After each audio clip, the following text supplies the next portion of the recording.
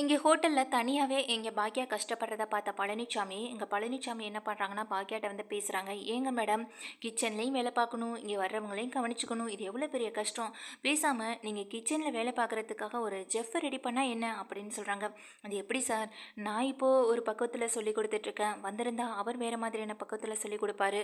அப்புறம் சமைக்கிறவங்களுக்கு அது பெரிய கஷ்டமா போயிடாதான்னு" சொல்லும்போது, "அதெல்லாம் அப்படியெல்லாம் ஒண்ணுமே நடக்காது. நீங்க எல்லாத்தையும் தெளிவா அவர்கிட்ட எடுத்து சொல்லிட்டீங்கன்னா, அத அவர் பக்குவமா பக்கத்துல நின்னு எடுத்து சொல்லிக் குடுக்க போறாரு. எதுவுமே மாறப்போறது கிடையாது. டேஸ்ட் மாறிடும்ன்ற கவலைலாம் நீங்க படாதீங்க. நான் அதுக்கான ஏற்பாட்ட நானே பார்க்குறேன் அப்படின்னு சொல்லிட்டு எங்க பழனிச்சாமியும் சொல்லிடுறாங்க.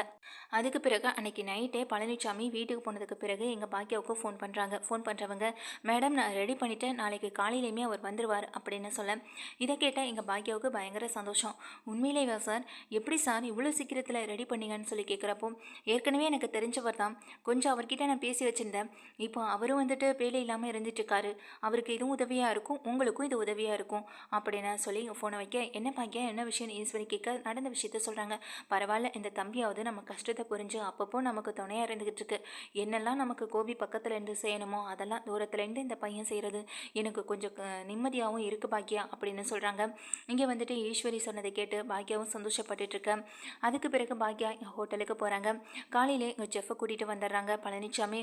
கூட்டிட்டு வந்த கையோட எங்க அவர்கிட்ட, "இந்த மாதிரி இங்கே பாக்கியா மேடம் என்ன சொல்கிறாங்களோ அதுபோல் நீங்கள் செஞ்சீங்கன்னா மட்டும் போதுங்க சார்" அப்படின்னு சொல்லும்போது, "அதெல்லாம் நான் பார்த்துக்கிறேன் சார்" அப்படின்னு சொல்லிட்டு எங்கள் கிச்சனுக்குள்ளே போகிறாங்க. பாக்கியா எடுத்து சொல்ல சொல்ல, "ஓகே மேடம், ஓகே மேடம்னு சொல்லி தலையாட்டிக்கிறவங்க இங்கே பாக்கியாவுக்கு ஏற்ற மாதிரி அங்கே வேலைகளெல்லாம் படு சுறுசுறுப்பாக செய்யும் ஆரம்பிக்க, பாக்கியாவுக்கு ஒரு பக்கம் வேலை பாரம் குறைஞ்ச மாதிரி இருக்குது.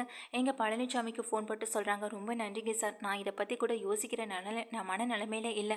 ஆனால் எனக்காக நீங்கள் இதை பற்றி யோசிச்சு எனக்காக நீங்கள் இவ்வளோ பெரிய விஷயம் செஞ்சுருக்கீங்க. ரொம்ப நன்றி சார், நான் இதை மறக்கவே மாட்டேன் வாழ்க்கையில்" அப்படின்னு பாக்கியா சொல்லும்போது, "என்ன மேடம் இதுக்கெல்லாம்? இதெல்லாம் ஒரு சின்ன விஷயம் தானே, இதுக்கு போய் ஏன் இவ்வளோ பெரிய வார்த்தையெல்லாம் சொல்கிறீங்கன்னு?" சொல்லிட்டு எங்கள் ஃபோனை வச்சிடுறாங்க. வந்திருக்கவங்களும் எப்போதும் போல் நார்மலான டேஸ்ட்டில் எல்லாமே இருக்கிறதுனால வயிறார சாப்பிட்டுட்டு அங்கேருந்து கிளம்புறாங்க. இங்கே அதுக்கு பிறகு பாக்கியா என்ன பண்ணுறாங்கன்னா, ஹோட்டலோட கணக்கு வழக்கு இது எல்லாமே எடுத்து பார்த்துட்டு அதுக்கு பிறகு இங்கேருந்து கிளம்புறாங்க. கிளம்பிட்டு அவங்க தன்னுடைய வீட்டுக்கு போக, இங்கே அடுத்த நாள் எப்பொழுதும் போல் திரும்ப ஹோட்டல் வேலைகளை கவனிக்கிறதுக்காக வர்றவங்களுக்கு இங்கே என்ன நடக்குதுன்னா, ஜெஃப் வந்துட்டு சமைக்க வந்துடுறாரு. இங்கே அவங்களுடைய ஆட்களுக்கு சொல்லிக் கொடுக்க ஆரம்பிக்கிறாரு. இது வந்து தொடர்ந்து வாடிக்கையாக நடந்துட்டுருக்கு. இங்கே அவர் எப்போதும் போல் எல்லார் மனசில் இடம் பிடிக்கவும் ஆரம்பிச்சிடறாரு. ஒரு வழியாக நம்ம நினச்சது நடக்கவும் ஆரம்பிச்சிட்டேன்னு அந்த ஜெஃப் மனசளவில் நினச்சிட்ருக்க, இங்கே கோபி வேற இன்னொரு பக்கம் பாக்யாவா பழி வாங்கணும், அவளுக்கு ஏதாவது தொந்தரவு கொடுக்கணும், அவளை கஷ்டத்திலே வச்சிருக்கணும், சந்தோஷத்தை அனுபவிக்கவே விடக்கூடாது அப்படின்ற ஒரு எண்ணத்தில் திருந்தாத ஜென்மமான கோபி அதை பற்றின யோசனையில தான் இருந்துகிட்டு இருக்காரு. இதனால் தன்னுடைய ஹோட்டலில் ஜெஃப் என்ன பண்ணுறாங்க, நல்லா சமைக்கிறாங்களா இல்லையா, அவருக்கு எப்படி வந்துட்டு வேலை கொடுக்கறது, எந்த மாதிரி கஸ்டமரை நம்மளை பக்கம் ஈர்க்க வைக்கிறது, இது ஏதாவது எந்தவித ஐடியாவும் கொடுக்காம எப்போதும் போல் நார்மலாக ரன் பண்ணிகிட்ருக்கேன். வர வாடிக்கையாளர்களுக்கு அது கொஞ்சம் கூட பிடிக்காம கொஞ்சம் கொஞ்சமாக அவங்களுக்கு வரவங்களும் அப்படி டம்மியாக போயிட்டே இருக்காங்க. இதனால் கோபி இதை பற்றியெல்லாம் கவலைப்படாமல் அந்த பாக்கியா பற்றின யோசனையில் இருக்க, இங்கே வர அந்த செந்திலும் இங்கே எவ்வளவோ எடுத்து சொல்லி புரிய வச்சு பார்க்குறாங்க. இல்லை இல்லை, அந்த பாக்கியாவுக்கு ஏதாவது ஒன்று நடந்தால் மட்டும்தான் நான் சந்தோஷமாக இருப்பேன்ற மாதிரி சொல்ல, கண்டிப்பாக அப்படி ஒன்று நடக்க போகிறது இல்லை, ஏன்னா அதுக்குள்ளே நீ இருக்கிற நிலைமையும் மாறிடுண்டா கோபின்னு இங்கே பயங்கரமாக அந்த வார்த்தையை சொல்லிட்டு போக, இங்கே எதை பற்றியுமே யோசிக்காமல் அதை பற்றின சிந்தனையில் மட்டுமே தான் கோபி இருந்துகிட்டு இருக்காரு. அதுக்கு பிறகு இங்கே வந்து ஹோட்டலில் வந்து நல்லபடியாக எல்லாமே நடந்துகிட்ருக்கேன். வர கஸ்டமர்ஸ் இடையில ஒரு சின்ன பிரச்சனை ஏற்படுது. என்ன பிரச்சனை அப்படின்னு சொல்லிட்டு அங்கேருந்து ஓடி போய் பார்க்குறாங்க பாக்கியம். "இல்லை மேடம், இது என்ன மேடம் புது ரெசிபியாக இருக்குது, பார்க்கவும் நல்லா இல்லை, சாப்பிடவும் நல்லா இல்லை. இந்த மாதிரி வர்றவங்களுக்கு நீங்கள் டேஸ்ட் பார்த்து சமைச்சு கொடுக்க மாட்டிங்களா? இப்படி வந்தவங்களுக்கு நீங்கள் புது ரெசிபி செய்கிறேன்னு சொல்லிட்டு ஏதாவது எங்களுக்கு கொடுத்து அதனால் எங்களுக்கு எதுவும் ஆகணும்னு நினைக்கிறீங்களா? வர நியூஸ் எல்லாம் பார்க்க தானே செய்கிறீங்க" அப்படின்னு கேட்க, "இல்லை மேடம், அப்படியெல்லாம் ஒன்று நடந்திருக்க வாய்ப்பே இல்லையே, ஜெஃப் எங்க?" அப்படின்னு சொல்லி இங்கே கூப்பிட சொல்கிறாங்க. வர்றவங்களும், "இல்லை மேடம், நான் புதுசாக ட்ரை பண்ணி பார்த்தேன்" அப்படின்னு சொல்லும்போது, "என்ன சார், நான் சொல்கிறது மட்டும் நீங்கள் செஞ்சால் பார்த்தாதா, எதுக்காக தேவையில்லாத வேலையெல்லாம் பார்க்குறீங்க" அப்படின்னு சொல்லும்போது, "சாரி மேடம், இனிமேல் இப்படி ஒரு தவறு நடக்காதுன்னு" சொல்லிட்டு அவரும் உள்ளே போயிடுறாரு. அதுக்கு பிறகு வந்தவங்களையும் சமாதானப்படுத்தி பாக்கியா அனுப்பி வைக்க, "சாரி சார், நான் அவங்கக்கிட்ட அவங்க இருக்கும்போது அவ்வளோ கோவப்பட்டிருக்கக்கூடாது. ஆனால் இங்கே வர கஸ்டமர்ஸ் நமக்கு ரொம்ப முக்கியம்ல. நம்ம ஏதாவது ஒரு சின்ன தவறு பண்ணால் கூட அவங்க 4 பேர்கிட்ட போய் சொல்லுவாங்க, 4 பேர் 40 பேர்கிட்ட சொல்லுவாங்க. அதுக்கு பிறகு நமக்கு வர கஸ்டமர்ஸோட எண்ணிக்கையும் குறைய ஆரம்பிச்சிடும். வந்தவங்களுக்கு அன்பாக அக்கறையாக வீட்டில் நம்மளுக்கு எவ்வளோ வந்துட்டு எப்படி சாப்பாடு கொடுப்போமோ அதுபோல் அவங்கள கவனிச்சிக்கிட்டா தானே அவங்களுக்கு திரும்பவும் நம்ம ஹோட்டலுக்கு வர மாதிரியான ஒரு எண்ணமும் கிடைக்கும். நீங்கள் இப்படி புதுசாக ட்ரை பண்ணுறேன்னு சொல்லி இப்படி என்கிட்ட கூட சொல்லாமல் செஞ்சது தவறு தவறு தானே சார்னு சொல்லும்போது, சாரி மேடம், நானாவது உங்ககிட்ட ஒரு வார்த்தை கேட்டுக்கணும், மன்னிச்சிடுங்க மேடம்னு சொல்லிடுறாங்க. பரவாயில்ல சார், இனிமேல் எதுவாக இருந்தாலும் என்கிட்ட சொல்லுங்கள் சார்னு சொல்லிட்டு எங்கள் பாக்கியாவும் தன்னுடைய வேலைகளை பார்க்குறதுக்காக போயிடுறாங்க. அதுக்கு பிறகு அவரும் தன்னுடைய வேலைகளை வந்துட்டு திறம்பட பண்ணிக்கிட்டே இருக்காரு. பாக்கியாவே கூப்பிட்றாங்க திரும்ப ஜெஃபர். சார், நாளைக்கு ஒரு முக்கியமான ஒரு மீட்டிங்கா, அதனால் நம்மளுக்கு கூட ஹோட்டலில் தான் வந்துட்டு சாப்பாடு எல்லாமே ஆர்டர் பண்ணியிருக்காங்க. வர்றவங்க ரொம்ப பெரிய ஆட்கள், இங்கே தான் நம்ம கட்சி மீட்டிங்னு சொல்லி தான் நம்மள்கிட்ட ஆர்டர் கொடுத்துருக்காங்க. எப்படியும் ஒரு 500 சாப்பாடு தேவைப்படும் சார், அது எல்லாமே நீங்கள் பார்த்துக்க முடியுமா அப்படின்னு கேட்குறப்போ, என்ன மேடம் இப்படி கேட்குறீங்க, நான் அதுக்காக தானே இங்கே வேலையில் இருக்கேன், கண்டிப்பாக நான் பார்த்துக்கிறேன் மேடம், நீங்கள் எதுக்கும் கவலைப்படாதீங்க அப்படின்னு சொல்லிடுறாங்க. அடுத்த நாள் இங்கே எப்பொழுதும் போல் மீட்டிங்க்கான எல்லா வேலைகளுமே அங்கே அவங்க பாக்யா ஹோட்டலுக்கு முன்னாடி தான் அந்த ஒரு கிரவுண்டில் நடக்க இருக்குது. அதுக்காக இங்கே சாப்பாடு வந்து தயார் பண்ணுறாங்க.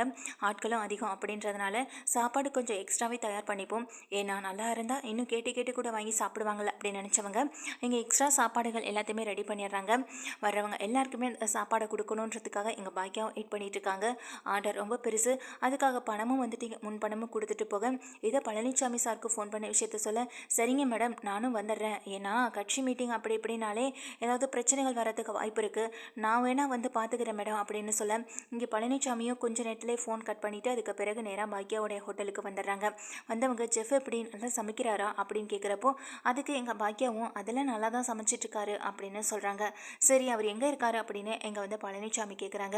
என்ன சார், ஜெஃப் ஏற்பாடு பண்ணி கொடுத்துட்டு போன நீங்கள் தான் ஆளே இந்த பக்கம் வரவே இல்லைன்னு சொல்லும்போது, வெளியூருக்கு போயிட்டேன், அம்மாவுக்கு ரொம்ப உடம்புக்கு முடியல, அது அவங்களுக்கு ட்ரீட்மெண்ட் விஷயமா வெளியில் போனேன், திடீர்னு அவங்களும் வந்துட்டு இப்போதைக்கு ட்ரீட்மெண்ட் பண்ண முடியாது, டாக்டர் வர்றதுக்கு ரொம்ப நாள் ஆகும், நீங்கள் 1 வீக் கழிச்சிட்டு வாங்க அப்படின்னு சொன்னதுனால அம்மாவுக்கு வெளியில் வேறு எங்கேயும் தங்க பிடிக்கல, அதனால தான் அம்மாவை கூட்டிகிட்டு வந்துட்டேன்னு சொல்லும்போது, என்ன சார் இந்த விஷயத்தை நீங்கள் ஏன் என்கிட்ட முன்கூட்டியே சொல்லலை, சொல்லியிருந்தா நானே வந்து அம்மாவை பார்த்துருப்பேன்ல, எதுக்காக சார் ஏன் சொல்லாமல் மறைச்சிங்க அப்படின்னு சொல்லி கேட்குறாங்க. அதுக்கு இங்கே வந்துட்டு நம்ம பழனிசாமி, இல்லை நீங்களே இங்கே ஹோட்டலில் ரொம்ப பிஸியாக இருந்துகிட்ருப்பீங்க, இதில் இந்த நேரத்தில் இதை சொல்லி நீங்களும் அதை கஷ்டப்பட்டு அதுக்கு பிறகு அவங்கள பார்க்குறதுக்காக ஓடோடி வருவீங்க, அதான் இப்போ அம்மாவை நான் நல்லபடியாக கவனிச்சிட்டு தான் இருக்கேன், வீட்டில் பத்திரமா இருக்காங்க, இன்னும் 1 வீக் இல்லைனா 2 வீக் கழிச்சிட்டு அம்மாவை ஹாஸ்பிட்டல் கூட்டிகிட்டு போகணும், வெளியூரில் தான் அதுக்கான ட்ரீட்மெண்ட்லாம் இருக்குது அப்படின்னு சொல்கிறாங்க.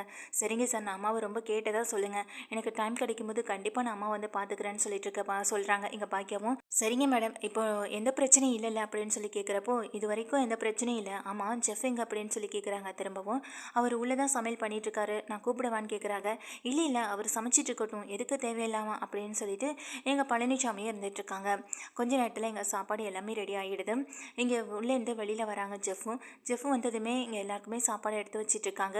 ஆமாம், எங்கே நான் ஏற்பாடு பண்ண ஜெஃப் அப்படின்ற மாதிரி கேட்க, என்ன சார் என்ன விளையாடுறீங்களா, நீங்கள் ஏற்பாடு பண்ண ஜெஃபே இவர் தானே அப்படின்னு சொல்லும்போது, இது கோபிக்கு ரொம்ப பெரிய ஆச்சரியமாக இருக்குது, ஏன்னா இங்கே பழனிசாமி ஏற்பாடு பண்ண ஆள் அவர் கிடையவே கிடையாது, அவர் ஏற்பாடு பண்ணிவிட்டு அடுத்த நாளே ஹாஸ்பிட்டலுக்கு கிளம்பி போயிடுறாரு, வர்றதுக்கு 1 மந்த் ஆகும்னு வேறு அந்த ஜெஃப்கிட்ட சொல்லிட்டு போயிருக்காரு. ஆனால் போன வேகத்தில் அங்கே டாக்டர் இல்லாததுனால வேறு வழி இல்லாமல் தன்னுடைய அம்மாவை இடையிலே கூட்டிகிட்டு வர நிலைமைக்கு எங்கள் பழனிசாமி ஆயிட்டாரு. அதுக்கு இடையில இங்கே என்ன பண்ணியிருக்காங்கன்னா, எங்கள் பழனிசாமி அந்த ஜெஃப்கிட்ட தனியாக பேசிக்கிட்டு இருந்ததை பார்த்த எங்கள் கோபி தான் இங்கே அவரை போய் தடுத்து நிறுத்தணும், கண்டிப்பாக அவர் இந்த வேலைக்கு போகக்கூடாதுன்னு நினச்சவங்க அவரை வந்து என்ன பண்ணியிருக்காங்கன்னா, தன்னுடைய அதாவது தனக்கு தெரிஞ்ச ஆட்கள் மூலமாக அவரை அந்த இடத்துல இருந்து அலைக்கா தூக்கிட்டாரு. அது மட்டும் இல்லாமல் அவர்கிட்ட விசாரித்ததில் 1 மாதம் வரும்னு தெரிஞ்சதுனால தான் கண்டிப்பாக நம்ம அனுப்ப போகிற ஜெஃப் மூலமாக அங்கே பாக்கியாவுடைய ஹோட்டலே காலியாக போகுது, கண்டிப்பாக அவரை அனுப்பிவிடணும் அப்படின்னு நினச்சி தான் ஏற்பாடு பண்ண ஒரு ஜெஃப்பை இங்கே பழனிசாமி ஏற்பாடு பண்ண மாதிரியே இங்கே நம்ம கோபியை அனுப்பி வச்சுருக்காங்க. அங்கேருந்து வர பார்த்ததுக்கு பிறகு தான் எங்கள் கோபிக்கு ரொம்ப பெரிய ஆச்சரியமாக இருக்குது. இல்லை மேடம், கண்டிப்பாக நான் அனுப்புனது இவர் கிடையாது, நான் அனுப்பின ஆள் வேற ஒருத்தர் அப்படின்னு சொல்கிறாங்க. என்ன சார் சொல்கிறீங்க அப்படின்னு கேட்குறப்போ, உன்னை சிசிடிவி இங்கே இருக்கான், நான் அதை பார்க்கலாமான்னு சொல்லும்போது சிசிடிவி ஃபுட்டேஜை பார்க்குறாங்க. அதில் முதல் நாள் இங்கே அறிமுகப்படுத்தி வந்துட்டு தன்னை பற்றி பேசிட்டு இங்கே அவங்க நல்லா சமைக்கிறது, நல்ல பேர் எடுக்கிறது எல்லாமே இருக்கத்தான் செய்யுது. இல்லை மேடம், கண்டிப்பாக நான் அனுப்பினாலும் இவர் கிடையவே கிடையாது, முதல் நாள்லேருந்து இவர் தான் வேலை பார்த்துட்ருக்காரா மேடம் அப்படின்னு சொல்லும்போது, ஆமாங்க சார், 1 வீக்காக இவர் தான் வந்துட்டுருக்காரு அப்படின்னு சொல்கிறாங்க. இல்லை மேடம்னு சொல்லும்போது இங்கே செல்விக்கும் அதே நேரம் பாக்யாவுக்கும் ரொம்ப பெரிய ஆச்சரியமாகவும் அதிசயமாகவும் இருக்குது. அது எப்படி சார் நீங்கள் ஏற்பாடு பண்ண ஆள் மாற முடியும்னு சொல்லி இங்கே செல்வியும் கேட்குறாங்க. ஏன் சார் நம்ம இவ்வளவு குழப்பிட்டு பேசாமல் அவர்கிட்டே கேட்கலாமேன்னு சொல்லும்போது, இருங்க மேடம், ஒரு நிமிஷம் இருங்கன்னு சொல்லிட்டு அந்த சிசிடிவி ஃபுட்டேஜை ப்ளே பண்ணி பார்க்கும்போது தான் அவர் பண்ணுற தில்லாலங்கடி வேலை எல்லாமே ஃபுல்லுமே அதில் ரெக்கார்டாக இருக்குது. இதை பாக்கியாவும் பார்த்து ரொம்ப அதிர்ச்சி ஆகுறாங்க. அதாவது இந்த கட்சி மீட்டிங் இதை வந்துட்டு பெரிய அளவில் பண்ணுறாங்க, சாப்பாடு நிறையா வேணும்னு சொல்லியிருந்தாங்கல்ல, அது எல்லாத்துலேயுமே மயக்க மருந்தை கலந்துடுறாங்க. இந்த கட்சி மீட்டிங்கில் இதை சாப்பிட்றவங்க எல்லாமே மயங்கி விழுந்துட்டாங்கன்னா கண்டிப்பாக இந்த ஹோட்டலுக்கு பெரிய சீலை எடுத்து வச்சிருவாங்க. பாக்கியாவால் இதுக்கப்புறம் எந்த தொழிலையும் பண்ண முடியாது அப்படின்னு நினச்ச கோபி எங்கள் அந்த ஜெஃப் மூலமாக தான் இப்படிப்பட்ட ஒரு வேலையை பார்த்துருக்காங்க. இதுதான் நேரம்னு சொல்லி அவரும் வந்துட்டு உள்ள சமைச்சிட்டு இருக்கப்போ யாரும் இல்லாத இடத்துல எல்லாத்தையும் பண்ணினது மட்டும் இல்லாமல் அதை எடுத்துக்கொண்டு வந்து வெளியிலையுமே வச்சிடறாங்க. இப்போ எல்லாருமே அங்கே கட்சி மீட்டிங்க்கு வந்துடுறாங்க. நான் கொஞ்ச நேரத்தில் சாப்பாடும் கொடுக்க வேண்டியிருக்கு. இந்த சாப்பாட்டை எப்படி சார் கொடுக்க முடியும்னு பேசிக்கிட்டு இருக்கப்போ முதல்ல அந்த ஆளை பிடிக்கணும்னு சொல்லி உள்ளே போய் பார்த்தா அவர் உள்ளே வந்துட்டு இங்கே எதுவுமே தெரியாதது போல் அமைதியாக நின்று சமைச்சிட்டு இருக்க மாதிரியே இருக்கு. இங்கே உள்ளே போகிற பழனிசாமி பலான்னு ஒரு அறையை விட்டு கீழே தள்ளிவிட கீழே விழுந்தவர் இங்கே பயந்து போய் நடுங்கி நிற்க, உண்மையை சொல்லு, உன்னை யார் அனுப்பிவிட்டது, இப்போ நீ உண்மையை சொல்கிறியா இல்லை நீ போலீஸில் கம்பியணும்னு நினைக்கிறியான்னு சொல்லி வந்துட்டு நம்ம பழனிசாமி மிரட்டுறாங்க. ஓரளவுக்கு மேலே இங்கே பொறுக்க முடியாமல் வழி தாங்க முடியாமல் அவரும் உண்மையை ஒத்துக்கிட, பாருங்கள் மேடம் இது எல்லாமே அந்த ஆளோட வேலை தானே சொல்லும்போது இங்கே பயங்கர வெளியில் இருந்துட்டுருக்காங்க. மேடம் இது நான் பார்த்துக்கிறேன் அப்படின்னு சொல்லும்போது இன்னும் கொஞ்ச நேரத்தில் அவங்க சாப்பிட வந்துடுவாங்களே சார், இப்போ என்ன பண்ணுறதுன்னு தெரியலேன்னு சொல்கிறாங்க. மேடம் எதுக்கும் கவலைப்படாதீங்க, இன்னும் கொஞ்சம் நேரம் இருக்குது, அதுக்குள்ளே உங்களால் முடிஞ்ச அளவுக்கு சீக்கிரமாக இதை சமைக்க முடியுமோ அது அவங்களுக்கு வயிற்றுக்கு நிறைவாக கொடுக்குற மாதிரியான ஃபாஸ்ட் ஃபுட் எவ்வளவோ இருக்குது, அதெல்லாம் நீங்கள் சமைச்சு கொடுங்க அப்படின்னு சொல்லும்போது இங்கே அவசரமாக பாக்கியாவே இருந்த வேலைகளையும் பார்க்குறாங்க. சாரிங்க மேடம், நான் பண்ண ஒரு மிஸ்டேக்கால் இப்படி உங்களுக்கு இவ்வளோ பெரிய பிரச்சனை வரும்னு நினச்சி கூட பார்க்கல, அட்லீஸ்ட் நான் உங்களுக்கு ஒரு ஃபோட்டோவாக தான் அனுப்பி விட்டுருக்கணும், ஆனால் இப்படியெல்லாம் நடக்கும்னு நினைக்கவே இல்லைன்னு சொல்லும்போது நீங்கள் என்ன சார் பண்ணுவீங்க, விடுங்க சார் அப்படின்னு சொல்லி இங்கே பாக்கியாவுமே சொல்கிறாங்க. சரின்னு சொல்லிட்டு இங்கே பழனிசாமி என்ன பண்ணுறாங்கன்னா போலீஸ் மூலமாக போலீஸ் எல்லாம் கூட்டிகிட்டு நேராக அங்கே நம்ம கோபி இருக்கிற இடத்துக்கு போகிறாங்க. கோபி இருக்கிற இடத்துக்கு போனது மட்டும் இல்லாமல் கோபியை அரெஸ்ட் பண்ணவும் வச்சிடறாங்க. கோபியை போலீஸ் அரெஸ்ட் பண்ணிட்டு போகிறாங்க. உள்ளே போனதுக்கு பிறகு என்ன சார் நீங்கள் இவ்வளோ ஒரு மட்டமான வேலையை பார்ப்பீங்கன்னு நினைப்பீங்களே, நினைக்க கூட இல்லை, பாக்கியாவை பழி வாங்கணும்னா இப்படிப்பட்ட ஒரு வேலையாக பார்ப்பீங்க, அது அந்த குடும்பமே அந்த ஹோட்டலில் நம்பி தானே இருந்துகிட்டு இருக்கு, இதையே உங்களுக்கு புரிய மாட்டுது, வார்த்தைக்கு வார்த்தை அம்மா பசங்கன்னு சொல்கிறீங்களே தவிர அந்த அம்மா பசங்களுக்காக இது வரைக்கும் நீங்கள் எந்த நல்லதுமே செய்யலையே, கடைசி வரைக்கும் உங்களுக்கு கெடுதலை மட்டுமே தான் ஏற்படுத்திட்டு இருக்கீங்கன்னு சொல்கிறாங்க. இதையெல்லாம் கேட்ட கோபி ரொம்ப அதிர்ச்சியில் அப்படியே உறைஞ்சி போய் நின்றுகிட்டே இருக்காங்க. அவங்களால அதுக்கு பிறகு ஒரு வார்த்தை கூட பேசவும் முடியலை, அவங்கக்கிட்டேருந்து தப்பிக்கவும் முடியலை. நீங்கள் பண்ண காரியத்துக்காக தான் உங்களை இப்போ போலீஸ் பிடிச்சிட்டு போகிறாங்க, இனிமேலாவது திருந்துங்க கோபி சார், உங்களை நம்பி இப்போ புதுசாக ஒரு மனைவி ஒரு குழந்தை வேற இருக்காங்க, அவங்களுக்கும் நீங்கள் என்ன பதில் சொல்ல போகிறீங்க அப்படின்னு தெரியலைன்னு சொல்லிட்டு எங்கள் பழனிசாமி போலீஸ்கிட்ட கம்ப்ளைண்ட் கொடுத்துட்டு அங்கேருந்து கிளம்பி எங்கள் பாக்கியா இருக்கிற இடத்துக்கு போயிடுறாங்க. அங்கே என்ன சமைக்கிறாங்க என்ன பண்ணுறாங்கன்னு தெரியல, கூட போய் நம்மளாவது ஹெல்ப் பண்ணுவோம்னு நினச்ச பழனிசாமி எங்கள் பாக்கியாவுடைய ஹோட்டலுக்கு திரும்ப போக எங்கள் போலீஸ் ஸ்டேஷனில் கம்பின்றதுக்காக கோபியும் போகிறாங்க. கோபி தான் பண்ண தப்பு நினச்சி வருத்தப்படுறாங்களோ இல்லையோ, நம்ம ஏன் மாட்டிக்கிட்டோம், எப்படி மாட்டிக்கிட்டோம், நம்ம பண்ண ஆளை சொதப்பிட்டானா, நம்ம ஏற்கனவே அந்த ஆளை கடத்தி வச்சுருக்கோமே அப்படின்னு ஏகப்பட்ட கேஸில் தான் உள்ளே போகிறாங்க. நம்மளுக்கு தெரிஞ்ச அந்த ஜெஃப்பை போய் கூட்டிகிட்டு வரணும்னு நினச்சவங்க இங்கே கோபி அந்த அடைச்சி வச்சிருக்க ஜெஃப்பை போயிட்டு கண்டுபிடிச்சி அங்கேருந்து கூட்டிகிட்டு வராங்க. சாரிங்க சார், என்னால் தான் உங்களுக்கு இப்படி நடந்துருச்சுன்னு சொல்லிட்டு எங்கள் மன்னிப்பு கேட்க பரவாயில்ல சார் அப்படின்னு சொல்லிடுறாங்க.